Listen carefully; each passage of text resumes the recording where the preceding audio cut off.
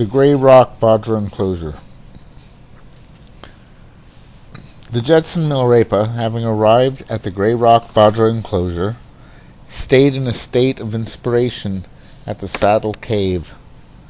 Now there was a tantric yogi at Gutong who had heard the preaching of the Jetson and became imbued with a deep faith in him.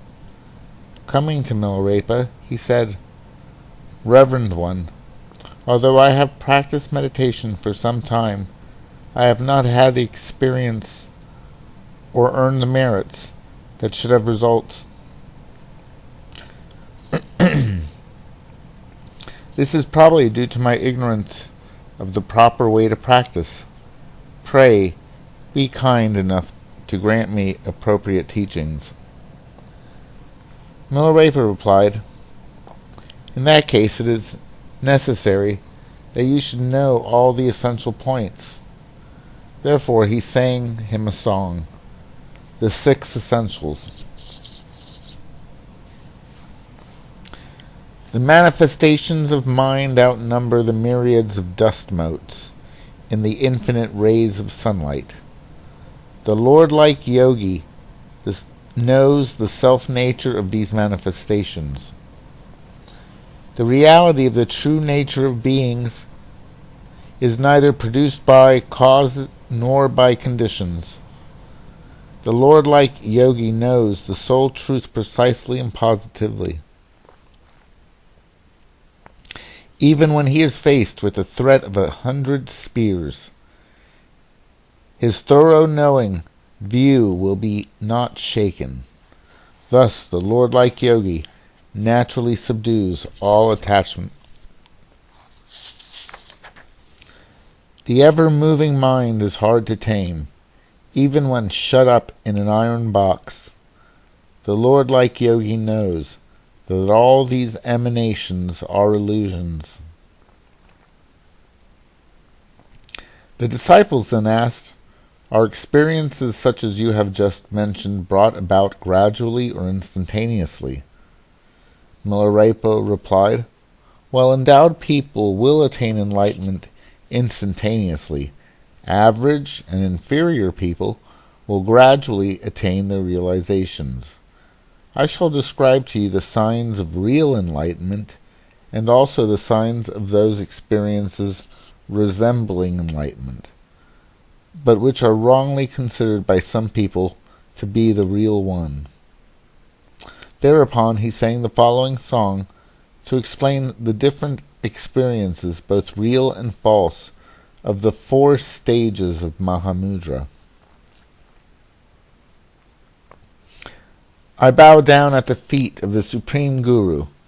I cling to the actuality of mind is the cause of samsara. To realize that non-clinging and illuminating self-awareness is unborn and immanent is the consummation sign of this stage of one-pointedness.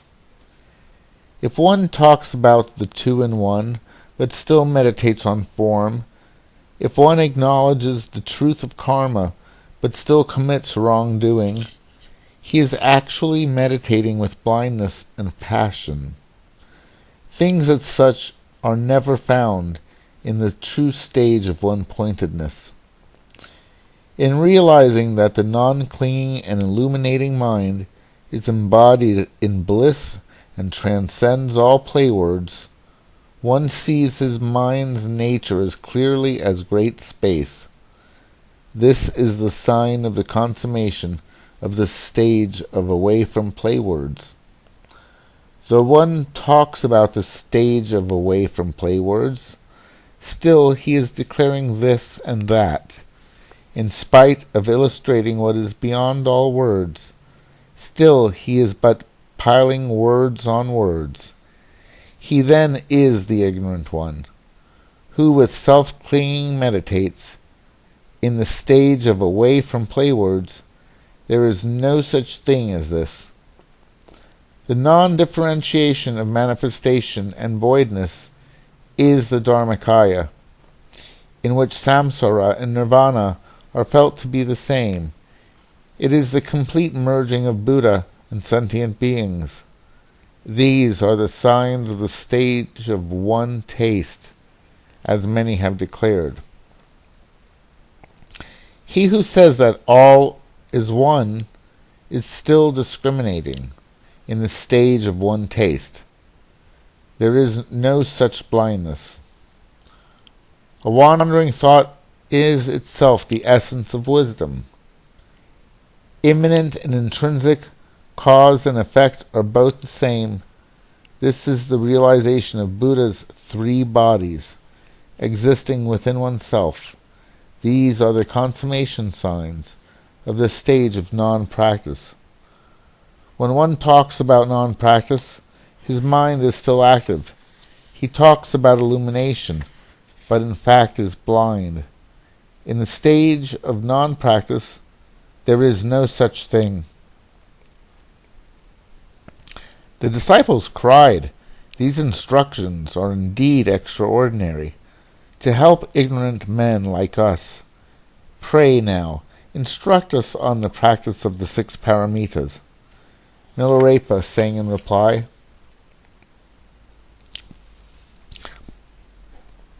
"I bow down at the feet of the perfect gurus. Property and wealth are like dew on grass. Knowing this, gladly should one give them away. It is most precious to be born a worthy and leisured human being. Knowing this, one should with care observe the precepts as if protecting his own eye. Anger is the cause of falling to the realms below. Knowing this, one should refrain from wrath, even at the risk of life.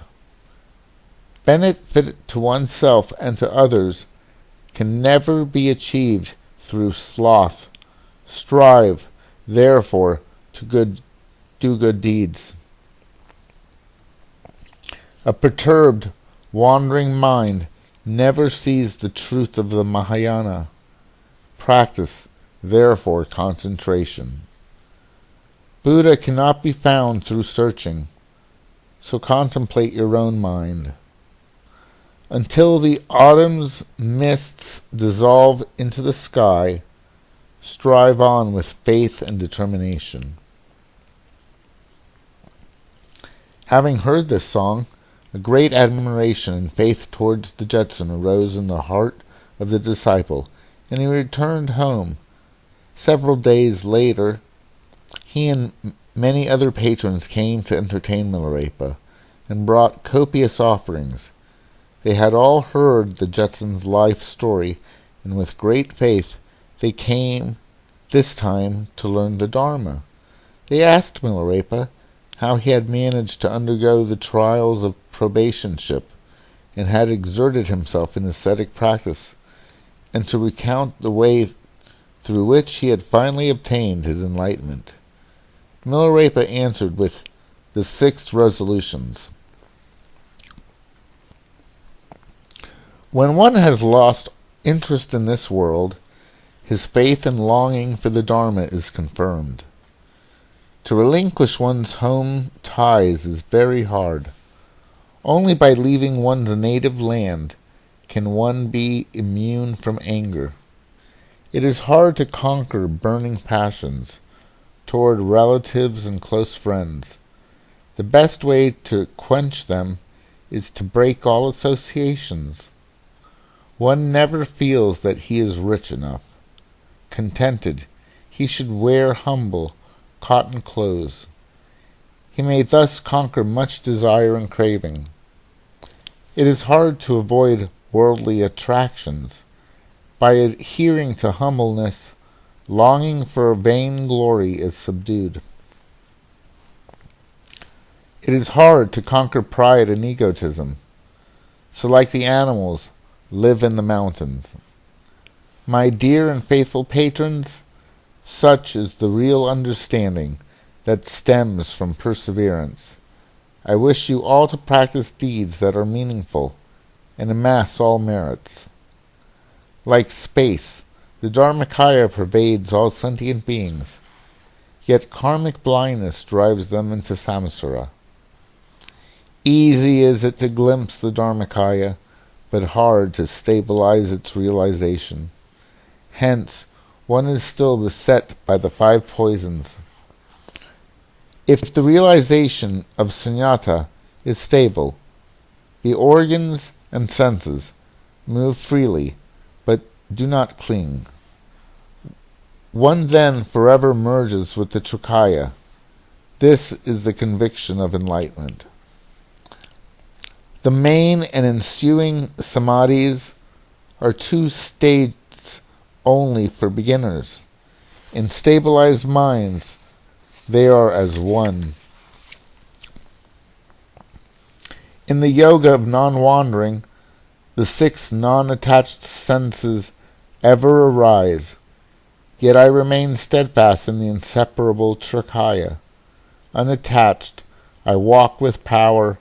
Free from clinging, I gain the wish-fulfilling merits. A wise man knows how to practice the space-like meditation in all he does by day. He attaches himself to nothing. With a liberated spirit, he desires nor wealth nor beauty. One should see that all appearance is like mist and fog. Though one has vowed to liberate all sentient beings, he should know that all manifestations are like reflections of the moon and water. Without attachment, he knows that the human body is but a magic spell. So free all bindings, he gains freedom. Like the immaculate lotus growing out of the mud, he attains the conviction of practice. The mind is omnipresent like space. It illumines all manifestations of the Dharmakaya. It knows all, enlightens all. I see it clearly like a crystal in my palm. In the beginning, nothing comes. In the middle, nothing stays. At the end, nothing goes. Of the mind there is no arising and extinction. Thus one remains in the equality of past, present, and future. Immanent, the mind, like the sky, is pure. The red and white clouds vanish of themselves. No trace of the 4 elements can be found. The omnipresent mind resembles space. It never separates from the realm of the unborn. It cuts the path of the 3 worlds of samsara.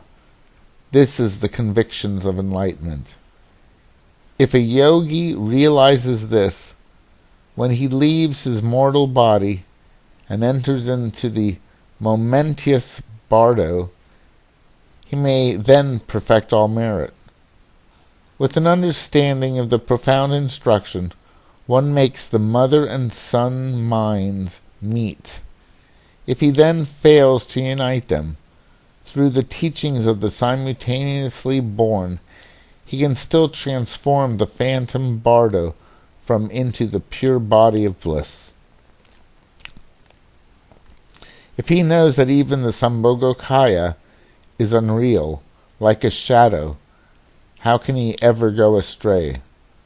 This is infallibly my own, the yogi's sure conviction about bardo.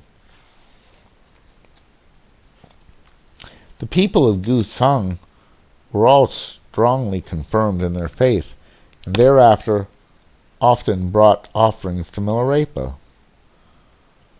One day, in the very early morning, Milarepa, in a state of illumination, saw the Vajradekini appear before him. She prophesied, "Milarepa, you will have 1 sun-like, 1 moon-like, 23 star-like, and 25 accomplished human disciples, 100 enlightened beings who never fall back, 108 great men who will attain the initial realizations of the path, and 1,000 male and female yogis who will enter the path. Those with you have the affinity of Dharma, and thus forever escape the lower path of samsara, are beyond number.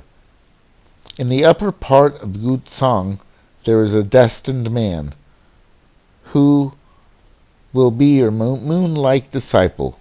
Go there for his sake. And so Milarepa set his mind upon going to the upper Gutsang. This is the first of the series of stories of the great Rock Vajra Enclosure.